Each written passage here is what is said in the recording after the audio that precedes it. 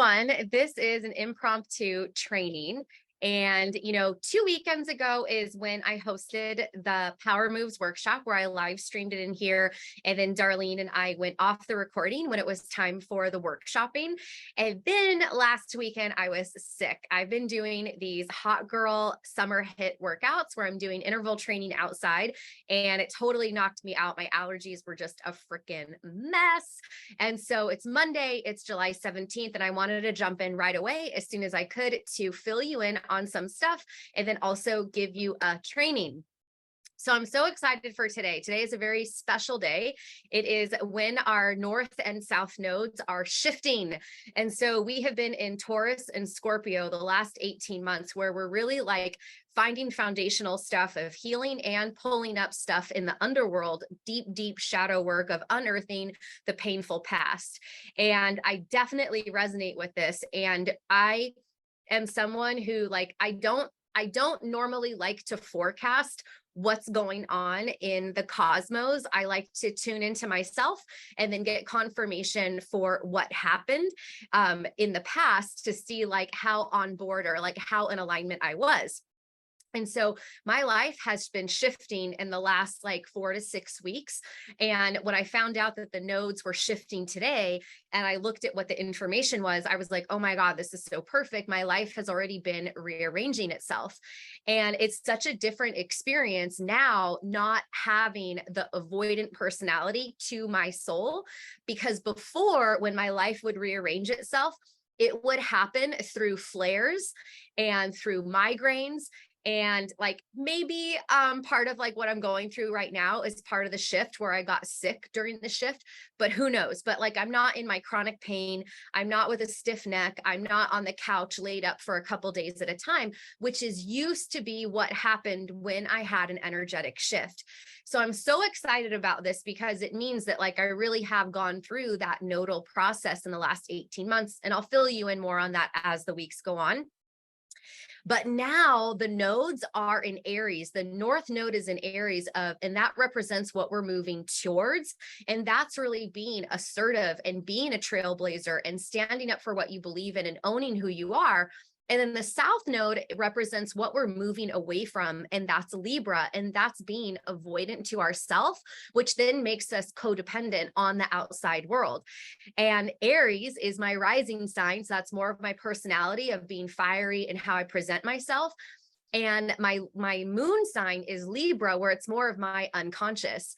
And so when I was looking at this of where the nodes are moving and what the inner work that I've been doing for myself the last 3 years, especially the last 18 months of the last nodal shift, I'm like, holy shit, this is perfect, because the last 4 to 6 weeks, I've really been identifying what's true for me, what's not aligned, calling on God to rearrange my life so that everything is in alignment. So it makes sense for what was happening. So I'm so freaking excited because what has happened in this last 4 to 6 week period is me really getting clear on how it is that I have done my inner work to make my transformation of not just the aesthetic, because of to make the aesthetic change, you really have to stick with the daily habits and change how you perceive yourself and your self-belief and your self-trust. To get out of pain and illness, you have to actually go to your insides, to your darkest feelings that you don't want to experience, because it's those feelings that are causing the disrupt in your mind-body connection. So now that I'm in this energy, now that the nodes have shifted, now that it's I'm literally the nodes are designed for me right now to help deliver this information to you. What I've realized is that I really can speak to this in 5 very distinct ways that is going to make it so clear for you to understand how you can do this inner work very objectively. And being objective with inner work is something that I've been ashamed of and I've been hiding from, because I've gotten a lot of criticism that how I do energy work or emotional work is too masculine. It's not feeling enough. It's being too rigid. But really what I've noticed is that the feeling good stuff is where it's like really easy to be in the flow and think positively. But when we're stuck in pain, when we can't get over something, when we can't forgive someone or ourselves, the pain is so strong and we're so close to the pain that it's really hard to just apply these niceties of feeling good and thinking happy thoughts. And for me, the only way I was able to access my deep, dark emotions was to look at them functionally like exercise and get really objective on what emotions are and how we create meanings, and then our actions, either in our health or in our actual actions and our habits, are created based on the meanings we have of the emotions. And I had this really incredible conversation with one of my friends over the weekend, just through text message. And basically, she's going through a thing, and I shared with her how I perceive doing the inner work to release someone who has passed on, someone who's deceased. And I was very practical about it. I said, well, to me, this is what it means to let go of a person. It's this, this, this, and this. And she was like, oh my God, yes, that worked. And so I realized in that moment, like, this is my friend who's like very positive and very in her heart all the time and always able to think with the most positive perspective. And then I'm very analytical and always coming from the deconstructing end. And so when we have conversations, we really help each other. And in this moment, I really realized and became okay that the way I go about inner work, being objective, is a powerful place to do that inner work, because when we're so close to the pain, it's really hard to access those emotions. So it was a moment of clarity that I was like, okay, there's not anything wrong with me. Like, I'm not just a Debbie Downer. This, how I perceive and how I am analytical, is actually really helpful. So in that moment, some of the things that I've been playing around with in my mind of how time works and how space works and how the manifestation actually happens in our life when we're directing our energy with our thoughts and our feelings and our actions. That plus attachment theory, when we really look at how we've become codependent on the tools of our dream body and how we are avoidant of really facing our fears and ourself, to allow ourselves to release that resistance to move forward with the actions that are necessary. Because it's the avoidance of self, it's the avoidance of the deep, dark, sad emotions that we have to get through in order to actually follow through with the physical habits. So I've got time and space that I want to share with you. We got attachment theory that I want to share with you. And then it all boils down to looking at what happens in our nervous system that dictates our physical health and our vibrancy and our actions. And those are the 4 ways that we respond to threat: fight, flight, freeze, and fawn. Because what I have discovered in all of this inner work is that fight, flight, freeze, and fawn are actually neutral, meaning that on the other side of fight is the trailblazer responder. On the other side of flight is being the watcher, your high self. The other side of flight is your high self. The other side of freeze is the watcher. And the other side of fawn is the lover. The negative aspect of that is that the fight causes problems. The fighter causes problems, picks the fight, creates chaos. The negative side of flight is that we bail on the situation. The negative side of freeze is that we stop in procrastination and get anxious. And then the other side of fawn is that we are people pleasing and totally self-abandoning ourselves. So the last 4 to 6 weeks, these 3 concepts have been really coming together, because my main goal, my whole objective in my life, is to teach you how to self-heal. And so I've been like constantly like combing through these ideas in my head and trying to figure out what's the fastest, most effective way to share it with you. And so it's just like so cool that it's like come together. And today is such a great day for the nodal shift. So what I want to share with you is how to go from the fight reactor into the trailblazing responder. Now, number 1, it is going to be that you actually have to feel your emotions. You have to observe in the moment when you're pissed off and you want to go take it out on the tool.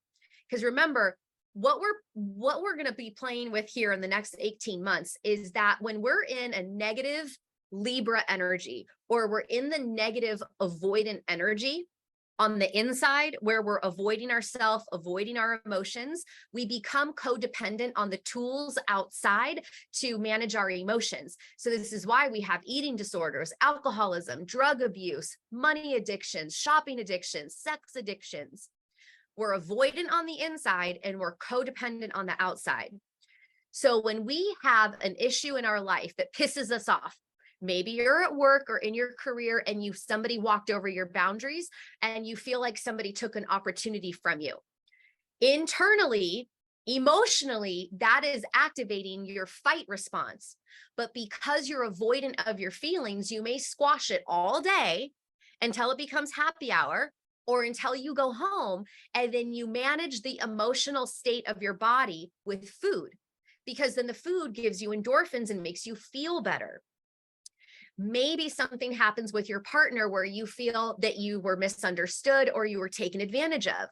Same thing. We use the food to calm our emotions. Or maybe you're feeling really broke right now and you don't have enough money at the end of the month to pay everything, or, anything with that has to do with money. And you feel really insecure and pissed off about how the system is and what's going on with the government and what's going on with finances. And then we use the food to soothe our emotions. So what we need to do is actually be aware that, number one, this is what's happening. Inside is avoidant, outside is codependent. Number two, there has to be a trigger event that's going to make us feel a sense of disempowerment. And if we have the fight response, what we usually do, with the food, especially if we're on a diet, because we're focused on the food, right? Because we're codependent, we look at the food as our source of disempowerment.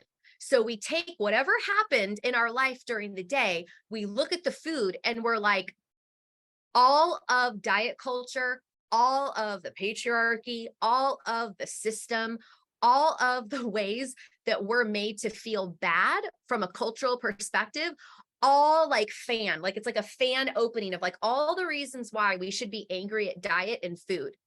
So then we take that anger and we're like, fuck the system. Nobody tells me what I should look like. They should love me for who I am, not what I look like. I'm going to show them. And then we eat the foods that we've been depriving ourselves if we're on a diet. But then because we're so pissed off and we want to show whoever it is who's boss, we end up eating foods that we don't even like. Like, how many times have you emotionally ate shit that you didn't even like, you didn't even want, but it was there and you were already in the flow of the binge or the emotional eating and you ate it anyway, right? Like, I've done that a million times. So we have to be aware, right? Let's review it. It's on the inside, we're avoidant of our feelings. So the outside, we become codependent. We have the trigger event, and then we transfer the thought about the feelings that we're having onto our focal point, which when we have body goals is food and diet.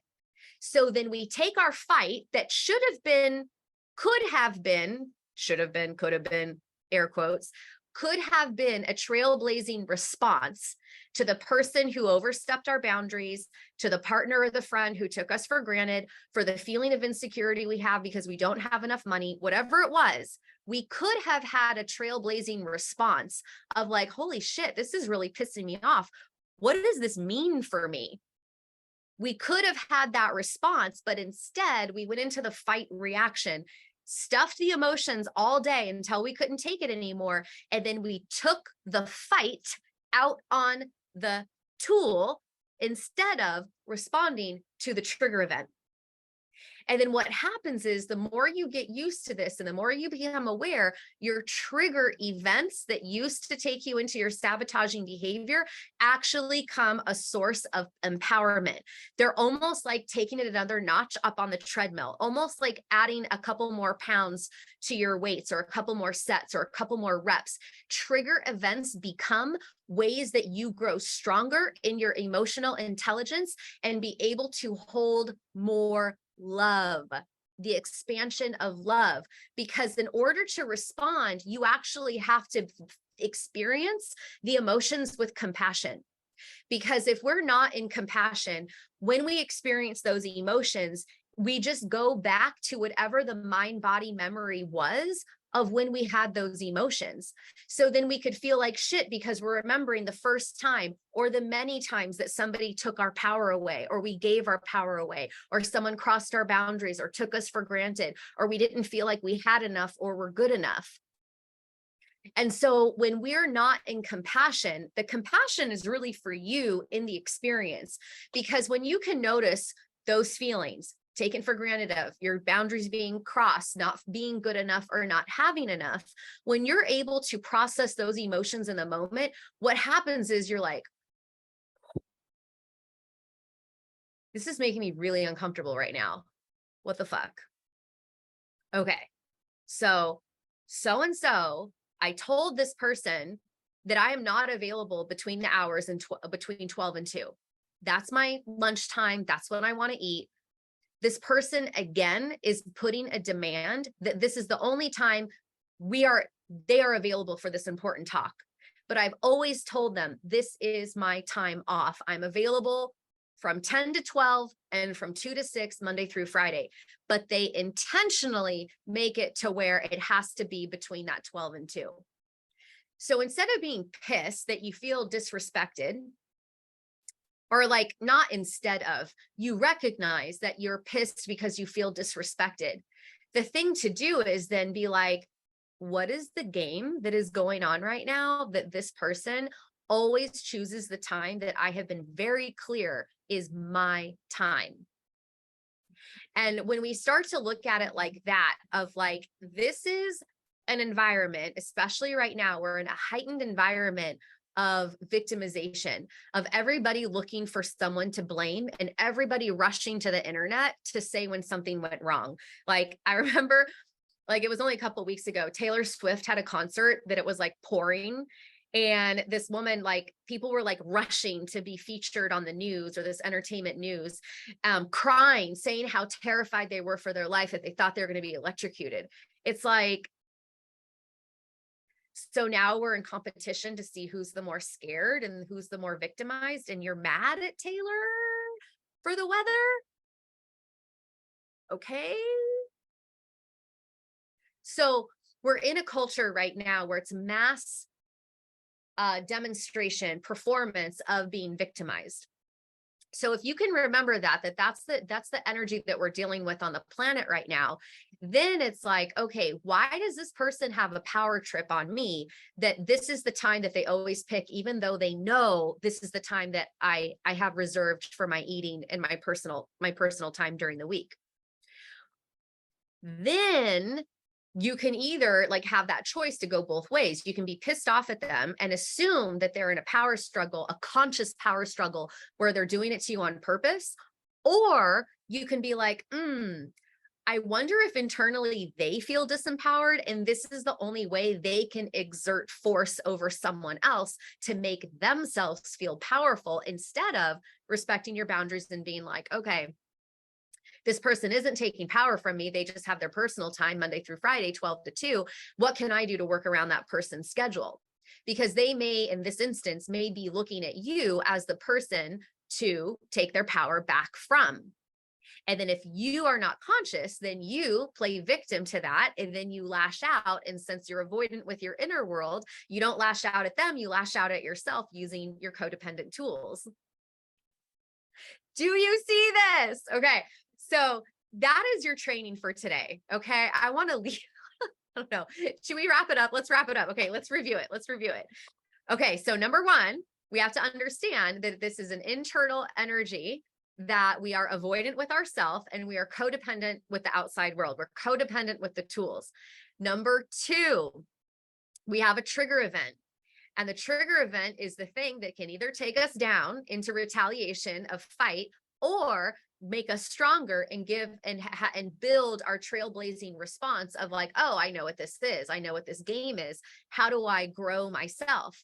Number three, we when we have that stuffing down of the feelings, we avoid the feelings, then we take them out on the body tools that we became codependent on, right? Because codependence means that the thing that you're codependent with is giving you your emotional safety and your emotional peace. So if you are out of whack, emotionally out of whack, then you're going to use your codependent tool to bring you back into emotional balance. But that doesn't work for our body goals. And in the instance of fight, what we end up doing is we take all that fight energy and we put it on the tool so that we can take our aggression out on the tool and take our power back with the tool. But really what the power is in the moment of when you feel fight coming on, when you feel pissed off, you actually hang out in that moment and really take a step back and be like, the whole planet is going through releasing what victimization is. So everybody's in a heightened state of wanting to be victimized and voicing how victimized they are. This person might be taking out their disempowerment on me. Okay, number one, they are acting unconsciously. You're giving them the benefit of the doubt. Number two, how can you actually like reaffirm those boundaries and be like, I'm so sorry.